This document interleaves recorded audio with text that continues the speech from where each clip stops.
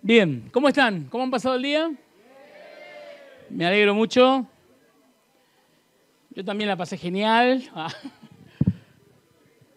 Vamos a trabajar en esta noche con la ayuda del Señor, con el concepto de la identidad en Cristo. Habíamos dicho que para poder entender lo que significa estar arraigados en Cristo, para poder entender lo que significa sobreedificar nuestra vida en Él, teníamos que tener claro primero quién era Dios. Esta mañana tratamos de esbozar algunas ideas acerca de esto.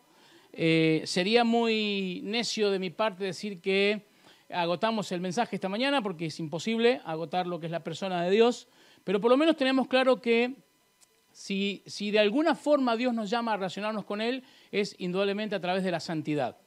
En Hebreos el escritor dice: sigan la paz y la santidad sin la cual nadie verá al Señor. Y esto no se refiere a la pérdida de salvación, sino que se refiere indudablemente a la pérdida de la comunión que tenemos con Dios en nuestra vida. Dios se relaciona con nosotros a través de la santidad. Dios, para relacionarse con nosotros en este propósito de salvación, lo que ha hecho es darnos la posibilidad de ser santos en Cristo Jesús. Somos santos posicionalmente en Cristo Jesús, y es de esta manera en que Dios puede mirarnos. Cuando Dios nos mira a través del Señor Jesucristo, y es allí donde nos ve santos, y podemos nosotros entrar básicamente a la presencia de Dios para poder mejorar nuestra relación con Dios y para poder indudablemente entrar en relación con Dios. Colosenses capítulo 2, versículo 10. Estamos en este capítulo, que es el que vamos a llevar en estos días, Colosenses capítulo 2, y dice el versículo 10, y vamos a comenzar en esta hora a hablar acerca de nuestra identidad, de lo que somos, de quiénes somos. Dice Colosenses 2:10, de modo que ustedes también están completos mediante la unión con Cristo, quien es la cabeza de todo gobernante y toda autoridad. Si se acuerdan, esta mañana leímos todo este pasaje y obviamente pudimos trabajar un poco esta idea de lo que es que estemos completos en Cristo. Ahora, hay algunas definiciones que yo puse allí acerca de lo que es la identidad. Estas son definiciones del diccionario de la Real Academia Española, ustedes lo pueden encontrar. Se los leo rápidamente. Tiene varios significados la palabra identidad. El primero dice: circunstancia de ser una persona o cosa en concreto y no otra, determinada por un conjunto de rasgos o características que lo diferencian de otras. Crisis de identidad, no querían perder su identidad, a veces ni siquiera se llega a conocer la identidad de la víctima, entre las ropas del mendigo no había ningún certificado que aclarara su identidad. Son ejemplos de cómo se utiliza esto de la identidad. Básicamente apunta al hecho de que somos seres únicos, nuestra identidad nos da esa capacidad de ser únicos. Y está bueno que algunos seamos únicos, que no estemos repetidos, porque sería complicado, ¿no? Sí, hay varios acá a los que no estaría bueno que hicieran una copia, un clon. Así que, Mauro, ¿estás por ahí? No, se fue Mauro. Bueno, no importa. Seguimos adelante. 2. Conjunto de rasgos o características de una persona o cosa que permite distinguirla de otras en un conjunto. Un ejemplo: nunca revelará su verdadera identidad. 3. Conjunto de rasgos o características sociales, culturales, etcétera, propios de una colectividad que la definen y distinguen de otra. Estaban temerosos de los efectos que la industrialización pudiera tener en su soberanía e identidad nacional. Es una oración de ejemplo. Y el último significado dice: conjunto de datos o informaciones que definen oficialmente a una persona y permiten distinguirla de otra. La policía le proporcionó una nueva identidad, había usurpado la identidad de alguien a quien yo conocí y que estaba muerto. Entonces, básicamente nos podemos quedar con el primer significado, que es el que nos ayudaría a entender lo que vamos a trabajar en esta tarde, en esta noche, acerca de la identidad. Circunstancia de ser una persona o cosa en concreto y no otra. O sea, somos algo y no somos otra cosa. Tenemos una identidad determinada, tenemos rasgos característicos, y eso hace que nos podamos distinguir del resto de las personas. Aunque básicamente y en esencia somos seres humanos y somos muy parecidos en todos nuestros rasgos principales, pero hay rasgos distintivos que nos dan identidad, y eso es lo que vamos a trabajar en esta hora, en esta noche. Ahora, hablamos esta mañana de cómo podemos conocer a Dios, y dijimos que el rasgo más fuerte, o de alguna manera el que podría definir, si pudiésemos hablar de definir a Dios, el rasgo que podría definir a Dios sería básicamente la santidad de Dios. Entonces vamos a trabajar nuestra identidad en relación a la santidad de Dios. Y por eso vamos a leer Isaías capítulo 6, versículo 1 al 8. Isaías capítulo 6, versículo 1 al 8. Es un capítulo que hemos tocado, que hemos visto ya esta mañana, una parte, pero es un capítulo que es tremendamente interesante. Isaías capítulo 6, versículo 1 al 8, dice el título en mi Biblia, en las dos Biblias que tengo acá, en uno dice Visión y Ministerio, no me dice mucho ese título, pero el segundo título de la Nueva Traducción Viviente me dice Purificación y Llamado de Isaías. Y ahí está un poquito lo que queremos que podamos ver en esta noche acerca de quiénes somos nosotros cuando nos acercamos a la visión de la santidad de Dios. Dice el versículo 1 del capítulo 6 de Isaías, leo, el año en que murió el rey Usías, dice Isaías, vi al Señor sentado en un majestuoso trono y el borde de su manto llenaba el templo. Lo asistían poderosos serafines, cada uno tenía 6 alas, con 2 alas cubrían el rostro, con 2 se cubrían los pies y con 2 volaban. Se decían unos a otros, Santo, Santo, Santo es el Señor de los ejércitos celestiales, toda la tierra está llena de su gloria. Sus voces sacudían el templo hasta los cimientos y todo el edificio estaba lleno de humo. Entonces dije, todo se ha acabado para mí, estoy condenado porque soy un pecador, tengo labios impuros y vivo en medio de un pueblo de labios impuros. Sin embargo, he visto al Rey, el Señor de los ejércitos celestiales. Otra versión dice en el versículo 5, entonces dije, ay de mí, muerto soy, yo, hombre de labios inmundos, que habito en medio de un pueblo de labios inmundos, he visto con mis ojos al Rey, a Yahvé Sebaot. Dice el versículo 6, retomando la versión que estábamos leyendo, entonces uno de los serafines voló hacia mí con un carbón encendido que había tomado del altar con unas tenazas, con él tocó mis labios y dijo, ¿ves? Este carbón te ha tocado los labios, ahora tu culpa ha sido quitada y tus pecados perdonados. Después oí que el Señor preguntaba, ¿a quién enviaré como mensajero a este pueblo? ¿Quién irá por nosotros? Aquí estoy yo, le dije, envíame a mí. Y otra versión dice, heme aquí, Señor, envíame a mí. Aquí tenemos entonces, hasta acá nomás, lo que vamos a leer de este capítulo por ahora. Ahora, es un capítulo muy sencillo, muy cortito, no tiene muchos versículos el capítulo, pero es, yo creo, uno de los capítulos más profundos de la palabra de Dios, porque nos presenta una visión de la santidad de Dios y una visión de la majestuosidad de Dios. Este capítulo nos permite adentrarnos en lo que pasa de las puertas adentro del cielo. Es un capítulo en el que Isaías, un profeta, un hombre de Dios, pero también se dice de Isaías que era la persona más íntegra, más recta delante de Dios en este momento en la nación judía. Y a este hombre Isaías, un hombre con una rectitud y con una vida que respaldaba su ministerio, su testimonio y su relación con Dios, Dios le permite tener una visión de lo que es el trono de Dios. Y describe la visión, y hay una descripción muy interesante, y aquí tenemos a las criaturas celestiales cantando lo que decimos que se llama el trisagión, que es el santo, santo, santo. Y ahora hay algo muy interesante que dice que las criaturas celestiales, estos serafines, se decían unos a otros, santo, santo, santo es el Señor de los ejércitos celestiales. O sea, en el cielo se está ministrando la gloria de Dios permanentemente. En el trono de Dios hay criaturas celestiales, hay seres celestiales que están permanentemente ministrando la gloria de Dios y ministrando la santidad de Dios.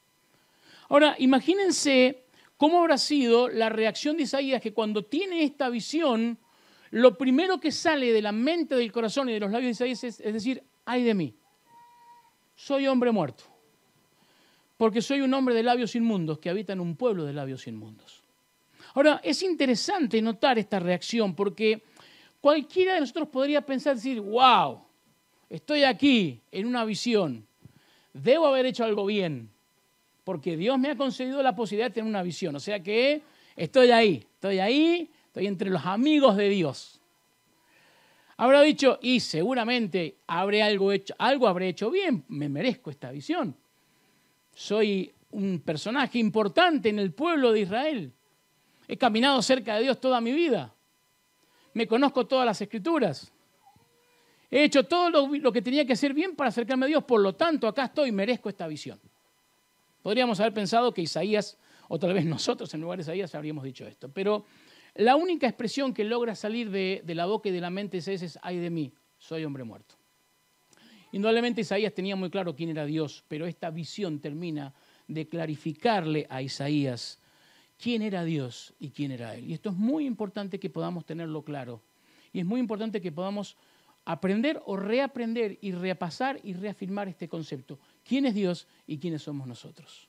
El hombre más íntegro de la nación, el hombre que tenía una relación muy íntima, muy personal con Dios, cuando Dios le muestra esta visión del trono de Dios, del manto de Dios que se desparramaba por todo el lugar, de los serafines que permanentemente estaban cantando el trisagión, lo único que puede decir es caer delante de los pies de este trono y decir, ay de mí, muerto soy, porque soy hombre de labios inmundos. Mira, hay una experiencia muy parecida en el Nuevo Testamento.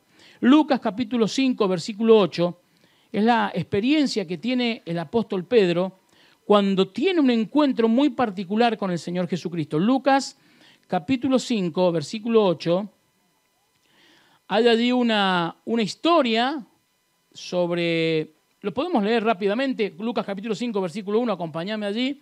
Dice la palabra de Dios, Lucas 5.1, cierto día, mientras Jesús predicaba en la orilla del mar de Galilea, grandes multitudes se abalanzaban sobre él para escuchar la palabra de Dios. Versículo 2 dice, Jesús notó 2 barcas vacías en la orilla porque los pescadores las habían dejado mientras lavaban sus redes. Al subir a una de las barcas, Jesús le pidió a Simón, el dueño de la barca, estamos hablando de Simón Pedro, el dueño de la barca, que la empujara al agua, luego se sentó en la barca y desde allí enseñaba a las multitudes.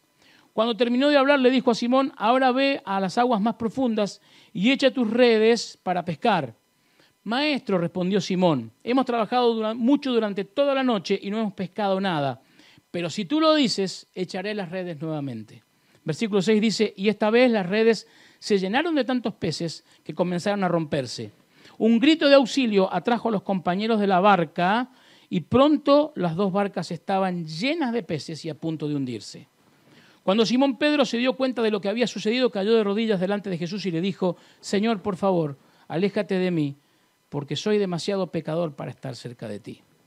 La Biblia textual dice, al verlo Simón Pedro se postró a los pies de Jesús y dijo, apártate de mí, Señor, que soy hombre pecador. Mira, si nosotros siguiéramos la lógica que a veces nos sacude a los cristianos, esta lógica en la que en teoría Dios trabaja para nosotros y Dios tiene la obligación, no sé por qué, tiene la obligación de solucionar todos nuestros problemas. Y entonces estamos acá, tenemos un problema, no hemos pescado nada. Y viene el Señor y entonces, se acerca el Señor. Bueno, vamos a orar, Dios va a responder, Dios va a dar una solución a nuestro problema y nosotros vamos a estar felices. Es lo que pensaríamos todos, o por lo menos todos si fuéramos pescadores. Ahora, fíjate qué interesante la reacción de Pedro. ¿Has notado esa reacción de Pedro? Pedro le sirve al Señor llevándolo a que su barca sea como una especie de atrio donde podía hablar a la multitud. Después dice, vamos a pescar, muchachos. No hemos pescado nada, Señor, pero bueno, si vos decís, vamos a echar las redes. Se produce un milagro tremendo de la pesca. Y en ese momento Pedro se da cuenta, como Isaías, quién estaba delante de él. Y esa es la reacción de Pedro. Pedro podría haber abrazado al Señor y decir, gracias, Señor, porque la verdad que hemos trabajado toda la noche y nos merecíamos esta recompensa.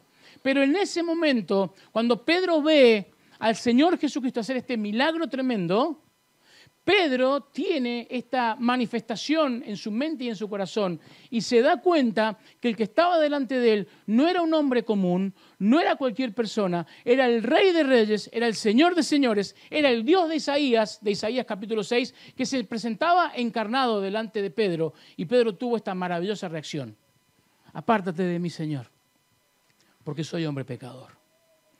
Y lo primero que tenemos que entender de esto es ¿de qué forma nosotros nos acercamos a Dios diariamente?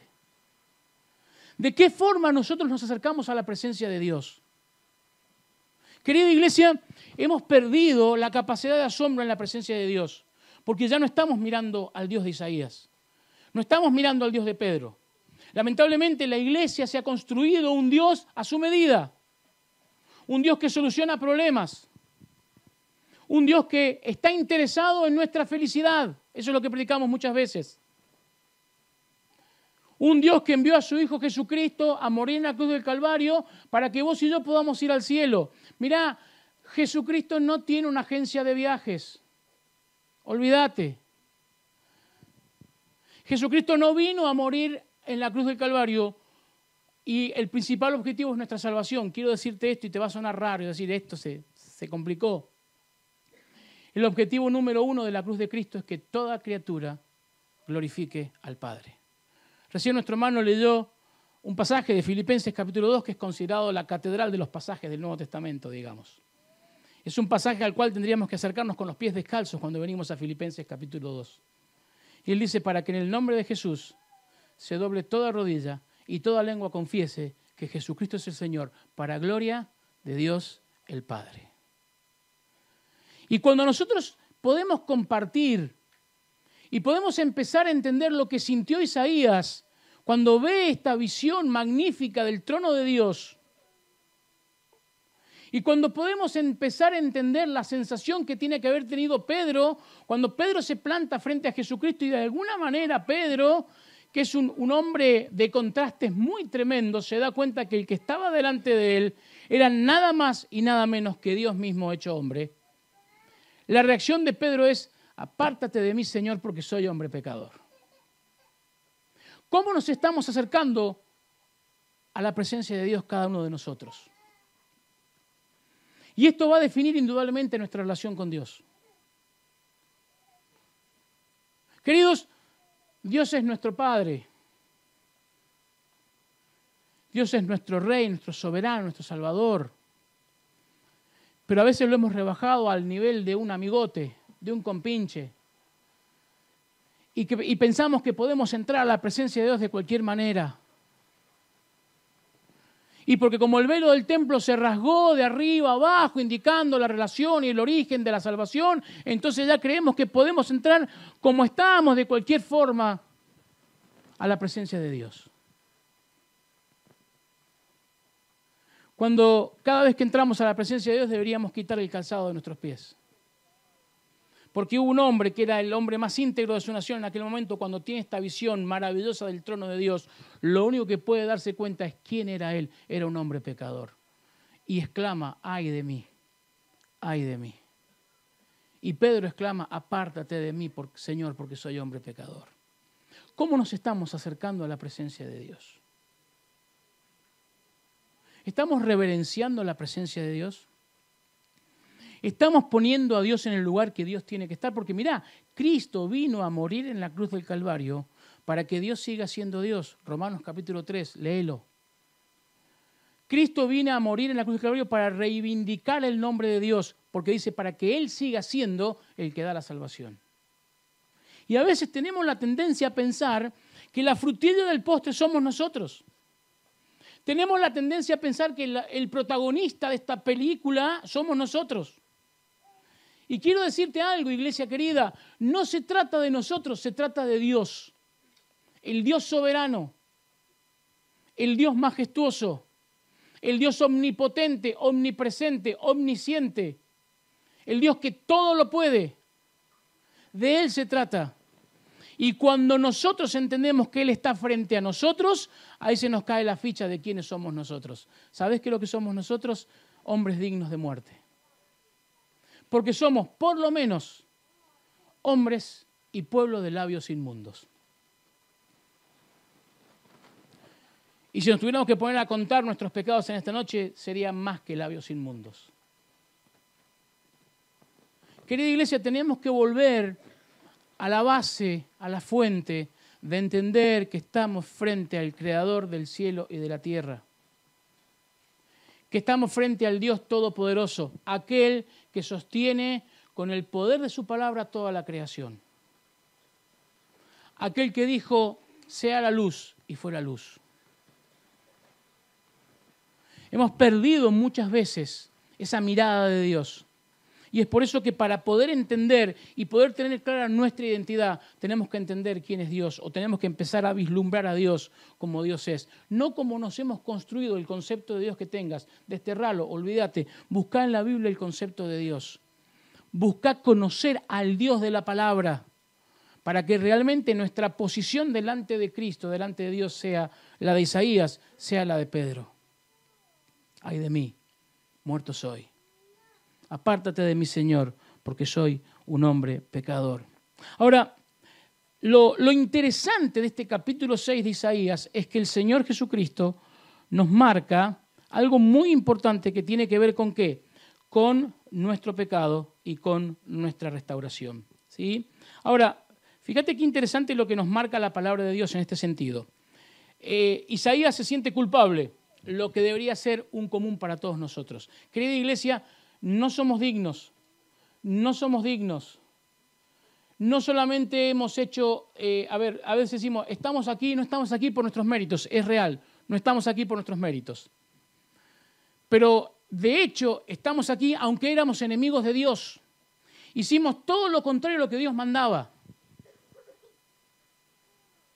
No es que no solamente no merecemos estar en este lugar, sino que hemos hecho todo lo contrario a la persona de Dios, todo lo contrario a la ley de Dios, todo lo contrario a los preceptos divinos, y de esta manera entonces nosotros lo que nos sucede es que tenemos un problema grave con Dios, nuestro pecado que nos separa. Isaías lo tenía clarísimo. Pedro se le hizo la luz en ese momento. Aunque Pedro siguió siendo Pedro, olvídate. Isaías son los santos del Antiguo Testamento y Pedro somos nosotros. Capaces de las declaraciones más solemnes que hay en el Nuevo Testamento sobre Jesucristo las hace el apóstol Pedro. Y después también lo niega 3 veces, miserablemente. Somos Pedro, olvídate. Pedro era un hombre muy, ¿cómo decirte? Auténtico, podríamos decirlo así. Sí, era muy frontal. Muchas veces no, todo el tiempo decía lo que pensaba. Aunque a veces no pensaba lo que decía, pero muchas veces decía lo que pensaba. Pedro somos nosotros. Y Pedro entiende esta maravillosa realidad. Estamos frente a Cristo. Estamos frente al Dios hecho hombre.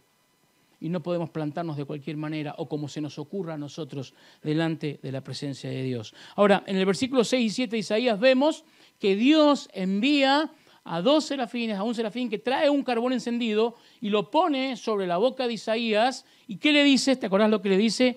Tu culpa ha sido quitada. Mira, si hay algo maravilloso en nuestra relación con Dios, es que Dios no nos deja nunca librados a nuestra suerte, nunca. Porque Dios va a marcar el problema que tenemos como seres humanos. Por su gracia, por su misericordia. Pero Dios nunca te deja librado a tu suerte. Porque Él sabe cuáles son nuestras necesidades. Él sabe cuáles son nuestros pecados. Él conoce nuestras miserias, conoce nuestras noches oscuras, conoce nuestros pensamientos más depravados, lo que vos quieras ponerle. Pero Él nunca te deja sin la gracia que restaura. Versículo 8 de este capítulo. La gracia que restaura. Querida iglesia, nosotros somos productos de la gracia que restaura. Nuestra identidad no tiene nada que ver con lo que hayamos hecho, tiene que ver con lo que Dios ha hecho y con lo que Dios declara de nosotros. Nosotros ya no somos lo que el mundo, Satanás o la sociedad dicen que somos. Nosotros somos lo que Dios dice que somos. Y Dios dice que somos sus hijos. Y Dios dice que estamos completos en Él. Y Él nos restaura y devuelve a nuestra vida el propósito perdido. Fíjate cuando en el versículo 8 de Isaías, Dios pregunta, ¿a quién iré? ¿A quién enviaremos? ¿Quién irá por nosotros en este mensaje? Isaías, que está allí parado, sus labios han sido quemados, cauterizados por este carbón encendido que significa el perdón y la restauración que Dios da a todos aquellos que se acercan reconociendo su calidad de pecadores y su incapacidad de entrar en una relación correcta con Dios y se rinden a los pies de Dios. Y Dios restaura a Isaías y no solamente lo restaura, sino que le da un propósito tremendo.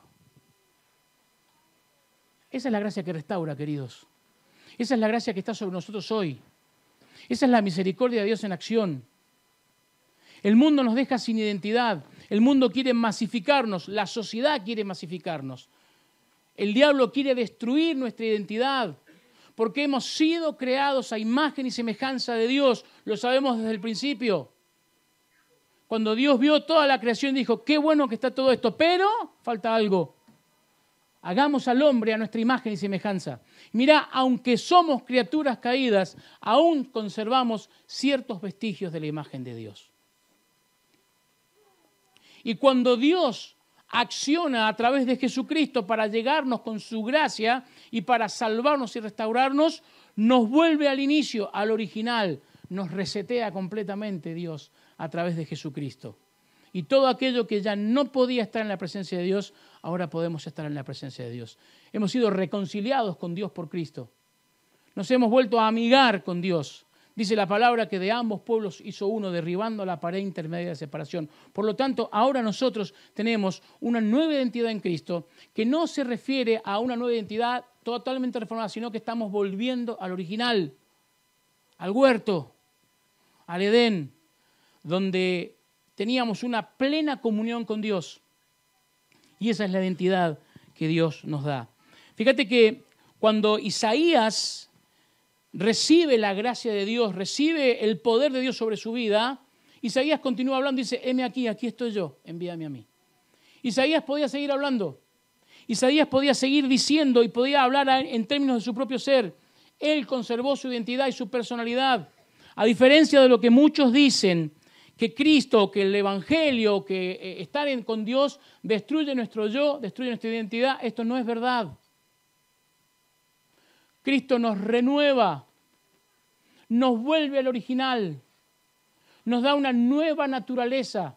Por eso 2 Corintios 5:17 dice, de modo que si alguno está en Cristo, las cosas viejas pasaron. Todas son hechas nuevas. Y es en esta nueva naturaleza que nosotros podemos actuar según el propósito de Dios. Pero sigamos acordándonos y tengamos clarísimo en nuestra mente y en nuestro corazón que hay una lucha de dos naturalezas, que la naturaleza pecaminosa ha sido contrarrestada, ha perdido su poder, pero sigue vigente, sigue estando allí. Y depende a cuál de las dos naturalezas vos alimentes, van a ser los resultados que va a haber en tu vida. Y esto tiene que ver muchísimo con lo que dice Gálatas capítulo 5. Acompáñame a la Biblia. Gálatas capítulo 5.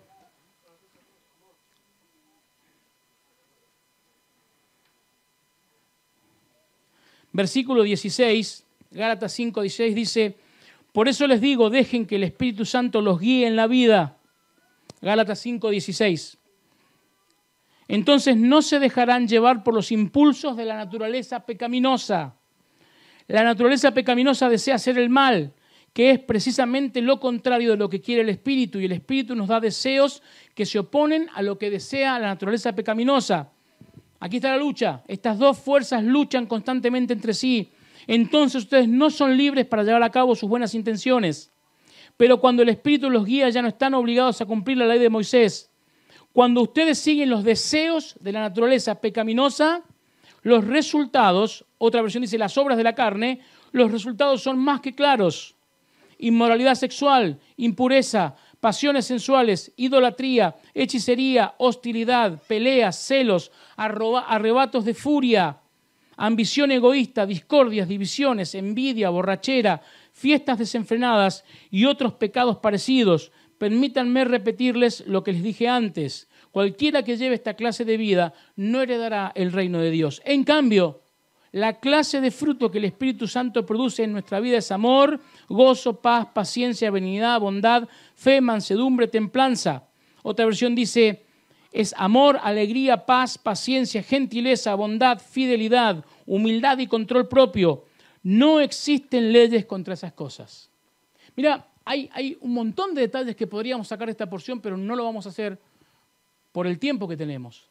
Pero hay un detalle interesante. ¿Te fijaste que las obras de la carne está en plural y el fruto del Espíritu está en singular? ¿Te fijaste este detalle?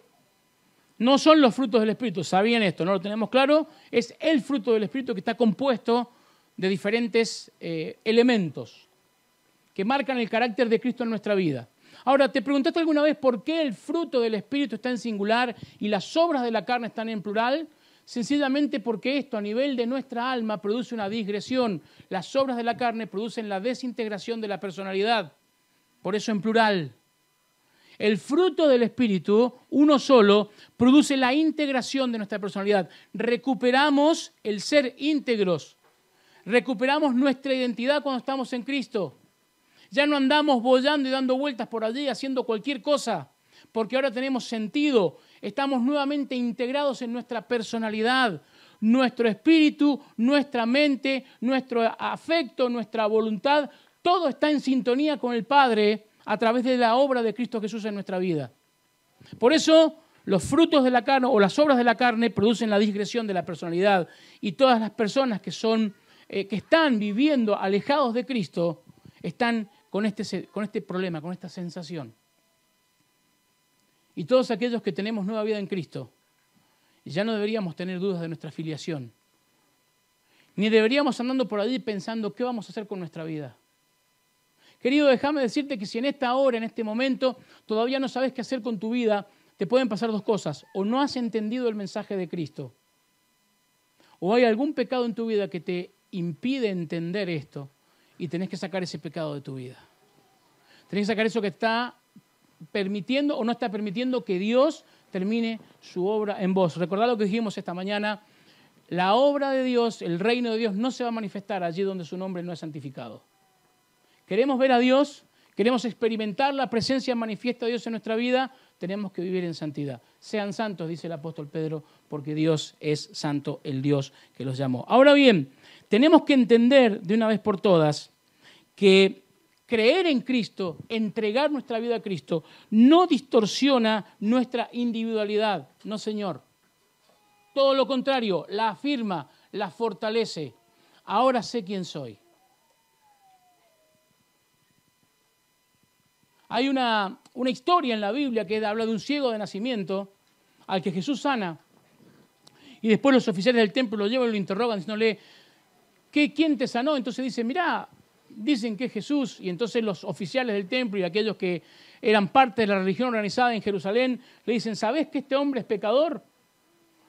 Y este ciego para mí tiene, o el ex ciego, digamos, ex vidente, tiene la respuesta más maravillosa que una persona puede dar acerca de Jesucristo. Si es pecador o no, yo no lo sé. Lo que yo sé es que antes era ciego, ahora veo. Rebatime eso. Discutime eso. Yo antes estaba camino al infierno, ahora camino al cielo. Mi vida era un desastre, mi familia era un desastre, pero cuando entró Cristo en mi vida, lo cambió absolutamente todo. Y es en ese sentido que Dios restaura nuestra identidad y podemos entender quiénes somos si tenemos claro quién es Dios. Pero lo primero que tenemos que entender es que necesitamos acercarnos a Dios con reverencia, con temor y temblor. Con alegría, indudablemente, pero con mucha reverencia, con mucho temor y temblor. Rápidamente vamos a ver un caso testigo acerca de cuál es la base de la identidad. La vida del apóstol Pablo. 1 Corintios 4, acompáñame a la Biblia. No sé cómo estamos de tiempo porque no miré el reloj cuando empecé, así que qué feo, ¿no? 1 Corintios capítulo 4, versículo 1. ¿Lo tienen allí? Permítanme que voy a hidratar mis cuerdas vocales. Dice así, 1 Corintios capítulo 4, versículo 1, dice así. Así que a Apolos y a mí considérennos como simples siervos de Cristo, a quienes se nos encargó la tarea de explicar los misterios de Dios. Versículo 2. Ahora bien, alguien que recibe el cargo de administrador debe ser fiel. En cuanto a mí, me importa muy poco cómo me califiquen ustedes o cualquier autoridad humana. Ni siquiera confío en mi propio juicio en este sentido. Tengo la conciencia limpia, pero eso no demuestra que yo tenga razón. Es el Señor mismo quien me valorará y tomará la decisión. Así que no juzguen a nadie antes de tiempo, es decir, antes de que el Señor vuelva. Pues Él, anotá esta porción, es una de las porciones más peligrosas del Nuevo Testamento. Pues Él sacará a la luz nuestros secretos más oscuros y revelará nuestras intenciones más íntimas. Entonces Dios le dará a cada uno el reconocimiento que le corresponda. Ahora, fíjate aquí lo que dice el apóstol Pablo. Se viene el viento, ¿sí? Bueno, lo lindo es que nos volamos todos juntos. Nos volamos todos juntos, así que tranquilos. ¿Sí? Ahora, nuestra identidad tiene que ver con quiénes somos. Están acá conmigo, ¿no? ¿Sí? No se preocupen por el viento. Tranquilos. ¿Sí? Ha habido campamentos peores. ¿Qué es lo que pensamos de nosotros mismos? Invariablemente, nuestra identidad viene de una de estas dos fuentes. Uno, lo que los demás piensan de mí. Lo vemos en el versículo 3, la primera parte del versículo 3 de 1 Corintios. La otra base o la otra fuente de construcción de identidad viene de lo que yo pienso de mí, que lo vemos en 1 Corintios capítulo 5, versículo 3. Ahora, hay algo muy interesante en lo que plantea el apóstol Pablo. Fíjate lo que dice la Biblia. El apóstol Pablo dice en 1 Corintios 4, 3, en cuanto a mí me importa muy poco cómo me califiquen ustedes o cualquier autoridad humana. La Biblia textual dice, yo en muy poco tengo el ser juzgado por vosotros o por tribunal humano, y ni siquiera yo mismo me juzgo. Yo me imagino al apóstol Pablo dictando esta carta, y Pablo decía, me importa 3 pepinos lo que ustedes piensan de mí. Y entonces le dijeron, no podemos poner eso, Pablo. Bueno, pongan, en muy poco tengo el ser juzgado por ustedes. ¿Viste? Algo como más... Es como la porción, hagan lo que quieran, después no vengan llorando. No podemos poner eso. Bueno, pongan, todo me es lícito, no todo conviene. ¿Sí? Se nos está volando la cosa. Daría la impresión de que Dios tiene algo importante para decirnos porque el enemigo está como un poco molesto. Ahora, rápidamente, vamos a ver. ¿Qué pasa con lo que los demás piensan de mí? Esta idea de lo que los demás piensan de mí me va a llevar a la amargura y a la decepción, a la percepción de que nadie me quiere. ¿Sabes por qué? Porque cuando vos tratás de llenar las expectativas de otras personas, sean estas personas quienes sean. Miren, muchos de nosotros vivimos mucho tiempo queriendo cubrir las expectativas de nuestros padres, ser lo que nuestros padres querían que fuéramos. Muchos de nosotros vivimos actualmente, tal vez en la iglesia, queriendo cubrir las expectativas de nuestros pastores, de nuestros líderes. Tenemos que ser lo que nuestros líderes dicen que tenemos que ser. Ahora, cuando yo tengo este tipo de construcción de identidad, llego a un punto en el que digo, no soy lo suficientemente bueno, porque ¿sabes qué? Nunca vas a conformar al 100% de las personas, olvídate. No hay manera. ¿Tenemos que cortar o algo o podemos seguir? ¿Seguimos? Bien, perfecto. La idea en tu mente surge cuando vos querés conformar a todo el mundo, papá, mamá, familia, iglesia, sociedad. Nunca soy lo suficientemente bueno, nunca soy. No llego a las expectativas. Siempre hay alguien que está mejor que yo. Y entonces comienzo a amargarme, comienzo a deprimirme y comienzo a sentir esto. No soy lo suficientemente bueno. Pero tenemos la otra postura, lo que yo pienso de mí mismo. Si no me importa lo que los demás piensen de mí, entonces puedo construir una escala de valores propia. ¿Sí? La frase sería, podés ser lo que vos querés ser. Sé lo que quieras ser. Ahora, lo único que importa en este sistema de construcción de identidad tiene que ver con lo que yo pienso de mí mismo. Y acá surgen 2 posibilidades. Que te elabores una escala de valores muy baja para poder satisfacerla fácilmente y vas a vivir una vida absolutamente de baja autoestima. Te vas a sentir siempre nadie, te vas a sentir siempre ninguneado, vas a permitir que la gente te maltrate y te use, porque es la escala de valores que tengo, acá llego, con esto me conformo. O la otra es que elabores una escala de valores muy alta, la cual te va a llevar al fracaso y a la insatisfacción. Las personas que son perfeccionistas tienen este tipo de construcción de identidad. Una escala de valores muy alta, tienen que llegar al tope, a la perfección, a dar lo mejor. Y confunden dar lo mejor con ser perfeccionistas. No hay perfección posible fuera de Dios. El único ser perfecto, completo es Dios. Nosotros estamos en un proceso. Ahora, en esta postura va a llegar un punto en mi vida que me voy a sentir y voy a decir, no soy lo suficientemente bueno, no soy. No alcanzo. Y entonces entras en una crisis de identidad muy grande. Fíjate, de las 2 maneras. Cuando querés llenar la expectativa de los demás, en un punto te das cuenta que no sos lo suficientemente bueno. Cuando construís tu propia escala de valores, o muy baja o muy alta, vas a llegar a la conclusión exactamente igual. No soy lo suficientemente bueno. No alcanza con lo que soy. Y quiero decirte algo, estás en lo cierto, no sos lo suficientemente bueno. Si tenías la idea de que te iba a solucionar el problema de la autoestima, no te lo voy a solucionar el problema de la autoestima. Solo es Cristo el que te lo puede solucionar. Surge entonces la necesidad de una nueva opción, la única posible, la única saludable, la única opción que me salva, el versículo 4. Dice el apóstol Pablo, mi conciencia estaba limpia, no lo acusaba de nada. Pero Pablo utiliza esta expresión, no por eso soy justificado, el que me juzga es el Señor. ¿Qué dice Dios acerca de nuestro pecado? Vamos a la Biblia, Romanos capítulo 3, versículo 9. Imagino que hay un grupo de hermanos orando para que esto pase, ¿no? Sí, perfecto. Cuento con ustedes, muchachos. Romanos capítulo 3.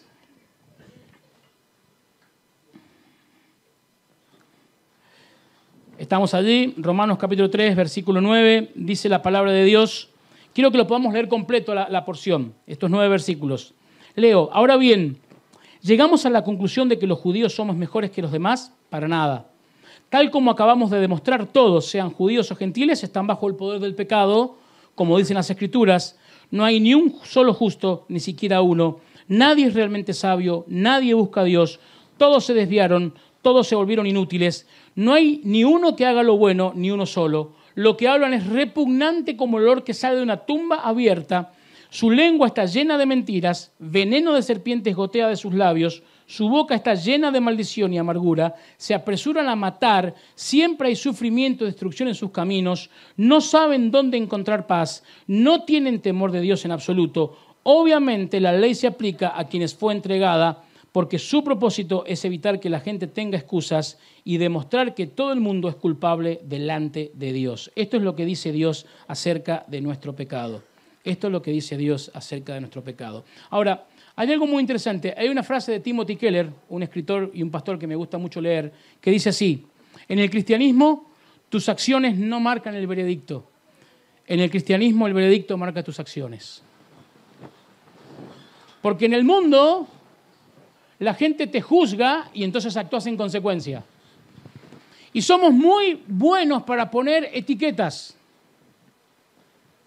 Mirá, si vos, yo te digo como papá, le hablo a los papás que están aquí presentes, si vos a tu hijo permanentemente le estás diciendo que es malo, se va a comportar. Bueno, si es el papel que me tocó, voy a ser el malo. Si a tu hijo le decís que no puede, va a terminar creyendo que no puede. Y en la sociedad generalmente nos pasa esto. Mira, hace unos años atrás hablaba con un joven de la iglesia que luchaba constantemente contra la homosexualidad y tenía una lucha constante contra la bisexualidad. Y estuvimos trabajando durante mucho tiempo para recuperar su identidad en Cristo. Y una vez que tuvo una crisis muy grande y tuvimos que charlar y hablar mucho y orar por él, en un punto pasaron 2 semanas que no lo vimos más en la iglesia y dije, bueno, está en las manos del Señor, que el Señor... Y volvió a la iglesia y me abrazó llorando y me dijo, estuve con muchas luchas estas 2 semanas, pero estuve buscando al Señor. Y el Señor me dio una palabra. El Señor me dijo, vos no sos lo que dicen que sos. Vos sos lo que yo digo que vos sos. Y vos sos un hijo mío. Y sigue en esta lucha, cada vez está más tranquilo y está reencontrando su identidad en Cristo. Pero a mí me marcó mucho esta frase, porque venía de una persona que estaba luchando contra una gran crisis de identidad que lo llevaba incluso al pecado, a un pecado tremendo. Y él vino con esta esperanza, decir, ya no soy lo que el mundo dice que soy. Ahora somos hijos e hijas de Dios. Y frente a lo que el mundo pueda decir, frente a lo que Satanás pueda decir, frente a lo que la sociedad, tu familia o aún, queridos, y lo digo con todo cariño y con todo respeto, lo que las iglesias puedan decir, nosotros no somos lo que dicen ellos que somos. Nosotros somos hijos de Dios. Y no hay nada ni nadie en el mundo que pueda cambiar esta realidad. Somos hijos de Dios. La gracia de Cristo restaura nuestra vida. La gracia de Cristo nos da propósito, iglesia querida. No importa lo que eras en la antigüedad. Yo antes era ciego, ahora veo. La gracia de Cristo puede hacer obras maravillosas. ¿Ustedes creen en la resurrección de los muertos? ¿Sí? Tenemos que hablar, ¿eh? ¿Han visto un muerto resucitado? ¿Así en la vida real? Entonces no creen. Yo he visto un muerto resucitado en la vida real. Todos los días lo veo. Cuando me paro frente al espejo y me veo en el espejo, yo estaba muerto en delitos y pecados. Y Cristo, por el poder de la cruz, me levantó y me resucitó. Me ha hecho una nueva criatura. Me ha dado una nueva vida. Ha dado un propósito a mi vida. Porque Jesucristo, el Hijo de Dios, el Dios hecho hombre, se inclinó a mí y oyó mi clamor. Y me hizo sacar del pozo de la desesperación, del lodo cenagoso. Y puso mis pies sobre peña y enderezó mis pasos y me ha dado un cántico nuevo. ¿Y sabe qué dice ese cántico para mí, para mi vida? Ese cántico dice, ya no soy esclavo del temor, yo soy hijo de Dios. yo soy hijo de Dios. Y entiendo quién es Dios en mi vida. Y puedo asegurarte que cada vez que entro a la presencia de Dios y que tengo estos pensamientos, no te voy a sacar la campera porque está frío, pero en este momento tengo la piel de gallina. Porque pienso en un Dios que me ama tremendamente y que no me marca con una etiqueta, que me levanta, que me restaura, que me sana, que me cura, que limpia mis pecados, que endereza mi mente, que me da una nueva forma de pensar, una nueva forma de vivir. Por eso no hay nada mejor que el cristianismo, iglesia.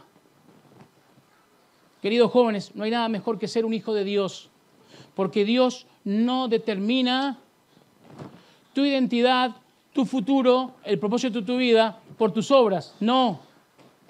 Lo que hace Dios es enviar a su Hijo Jesucristo a rescatarnos del lugar en el que estábamos. Y una vez que nos ha restaurado, una vez que ha encaminado nuestra vida, Él nos da un propósito nuevo. Por eso esta frase que me parece maravillosa. En el cristianismo, tus acciones no marcan el veredicto. En el cristianismo, el veredicto marca tus acciones. Pablo dice, el Señor es el que nos juzga. Y el Señor dice, Romanos capítulo 8, versículo 1, ninguna condenación hay para los que están en Cristo Jesús. Amén. Romanos capítulo 8, versículo 39 al 38, se habla allí de lo que es nuestra identidad y cuál es la base de nuestra identidad. El Señor Jesucristo ha ganado nuestra identidad en la cruz del Calvario y la mantiene con su infinito poder. Iglesia, no permitamos, jóvenes, no permitan que el diablo les diga, o que Satanás les diga, o que la sociedad les diga nada que no tenga que ver con lo que Dios declara de ustedes. Dios nos declara santos, Dios nos declara salvos, Dios nos declara hijos de Dios. Y eso es lo que somos. Y esa tiene que ser nuestra identidad. Las cosas viejas pasaron, todas son hechas nuevas. Porque no hay ninguna cosa creada que pueda separarme del amor de Dios que es en Cristo Jesús, Señor nuestro. Esa tiene que ser la base de nuestra identidad. Un Dios todopoderoso, un Dios 3 veces santo, un Dios tan alejado del pecado como podamos imaginarnos, que por nosotros en la cruz del Calvario se hace pecado. Para que nosotros pudiésemos llevar sobre nosotros la justicia de Dios que ganó Cristo. Y para que Cristo pudiera llevar sobre Él nuestro pecado y nuestra injusticia. Glorioso intercambio. Hay una canción que dice eso. Queridos, en el intercambio con Dios siempre salimos ganando. Y allí debemos remitirnos cada vez que tenemos dudas de quiénes somos. Cada vez que la duda nos ataca, cada vez que le hemos dado lugar a nuestro enemigo para decirnos, pero vos no sos hijo de Dios. Mira, te cuento esto para terminar. Yo me entregué mi vida al Señor muy chiquito. Me acuerdo 4 o 5 años haber escuchado la típica parábola de la oveja perdida en la escuela dominical y llegué a mi casa y le dije a mi papá que yo no quería ser la oveja perdida, entonces mi papá me hizo hacer una oración. Y después de unos años, tipo 11 años, cuando tenía 11 años, hice una oración, dije, Señor, yo quiero realmente una reafirmación de fe. Pero claro, llegó la época de la adolescencia donde siempre hay más dudas que certezas. Y entonces por ahí, cuando me mandaba alguna, decía, ¿seré hijo de Dios? Porque si soy cristiano no tendría que estar haciendo esto. Entonces empezás con la duda, ¿no? Y tenía dudas tremendas de mi salvación y me angustiaban tremendamente y de vez en cuando escuchabas algún mensaje que sí, cuando el gallo canta y vos sufrías tremendamente porque vivíamos cerca de la gente que tenía gallinero y vos sabías que el gallo iba a cantar y te entraba el pánico porque sabías que tal vez no eras un hijo de Dios. Y entonces, uno cristiano que va madurando, le pregunto a quién, le pregunto en la iglesia que me saque la duda. A mi mejor amigo que tenía la misma edad que yo y tenía el mismo desconocimiento de absolutamente todo igual que yo, pero viste, vos le preguntás porque es de confianza. Sabés que el tipo no te va a deschavar. Entonces le pregunto, che, vos sabés que yo tengo dudas de mi salvación. Y este amigo mío me dice con toda esa sabiduría que no existe, me dice, a mí me han dicho que cuando tenés dudas es porque no sos salvo. Pánico total, no te puedo explicar. Y después en un campamento, conversando con el predicador en aquel momento, le dije, mira, me pasa esto, tenía 13 años, me pasa esto. Yo me bauticé a los 12 años, imagínate, bautizado y con duda de salvación. Una mezcla hermosa. Estaba trabajando con los niños en Horita Feliz, les predicaba del amor de Dios a los niños, pero yo dudaba del amor de Dios en mi vida. Tremendo, ¿viste? Complicado, complicado. Y entonces este hermano, querido hermano Abel Altare, me dice, mira Adrián, a veces somos salvos, pero sobre todo cuando lo has hecho de muy chiquito, esas dudas te trabajan mucho. Y Satanás utiliza esas dudas para evitarte el crecimiento espiritual. Y le digo, ¿qué hago? Mira, hacer una oración sencilla, decirle al Señor, Señor, si no soy salvo, en esta hora entrego mi vida. Y si soy salvo, Señor, no quiero tener más dudas de esto. Tal cual, santo remedio, posta. Nunca más tuve dudas de mi salvación. Nunca más tuve dudas del amor de Dios. ¿He seguido pecando? Indudablemente. Soy un hombre pecador. Pero cada vez que peco, el Señor me lleva nuevamente a la orilla del mar, como a Pedro. Y me dice, Pedro, ¿me amas? Y me dice, Adrián, ¿me amas? Y yo digo, Señor, tú sabes que te amo. Y te puedo decir que más de una vez no he podido sostener la mirada del Señor. Es más, ninguna vez puedo sostener la mirada del Señor cuando estoy en pecado. Solo escuchar su voz. Y el Señor me dice, apacienta mis ovejas. Señor, soy yo. ¿Sabes quién soy? Y Él me dice, sí, por eso. Y cada vez que he corrido al Señor después de haber pecado, he recibido gracia, he recibido misericordia y he recibido restauración. Nunca el Señor me dejó sin propósito, nunca el Señor me dejó sin su presencia. ¿Te acordás el Padre Nuestro que leyó esta mañana nuestro hermano y que vimos una parte? Hay una parte que dice, el pan nuestro de cada día, dánoslo hoy. Y después dice, y perdona nuestras deudas, así como nosotros perdonamos a los que nos ofenden. ¿Sabés qué es lo maravilloso de tener a Dios como Padre? Que Dios nunca te deja sin comer para castigarte. Porque Cristo es el pan de vida. Cristo es el agua que puede saciar toda nuestra sed espiritual. Y la maravillosa realidad es que Cristo, Dios el Padre, nunca te va a castigar dejándote sin comer. Qué linda noche para arreglar nuestras cuentas con Dios, ¿no? Interesante noche. Nuestra identidad está segura en Cristo. Yo no soy lo que el mundo dice que soy. Yo soy un hijo de Dios. Y tengo un Padre que me ama de una forma maravillosa, que no puedo explicar, pero puedo vivir, puedo sentir en mi corazón y en mi vida. Y puedo ver su mano de poder cada día sobre mí, diciendo te amo. Pero tenemos que caminar mejor. Vamos a vivir en santidad. Queridos, es una buena noche para que podamos realmente volver al Señor. Para que podamos repensar quiénes somos delante de Cristo. Para que podamos, como Isaías, como Pedro, caer a los pies de nuestro Señor y Salvador en esta noche y decir, Señor, apártate de mí porque soy hombre pecador. ¡Ay de mí! Pero tenemos la plena certeza, ¿sabes por qué? Porque tenemos la palabra. Y cuando tenemos la palabra, tenemos el diario del lunes. Porque Dios no se apartó de Isaías, ni le dio a Isaías lo que Isaías merecía por su obra. Porque Jesucristo no se apartó de Pedro, ni le dio a Pedro lo que Pedro merecía por sus actos. Porque Dios no se aparta de cada uno de nosotros, ni nos da lo que merecemos por nuestros actos. Todo lo contrario. Como dice el apóstol Pablo allí en Romanos, cuando abundó el pecado, la gracia sobreabundó. Y es en esa gracia maravillosa de Cristo y del Padre que podemos construir y que debemos construir nuestra identidad. Somos hijos de Dios. ¿Amén? Somos hijos de Dios. ¿Amén? ¿Hace falta que lo repitamos mucho para que lo creamos? Hermanos, las verdades de Dios no son verdades porque las creamos nosotros. Las verdades de Dios son verdades y son verdaderas porque dependen de su carácter y su carácter es verdadero, santo, amoroso, misericordioso y lleno de gracia. Que Dios te bendiga.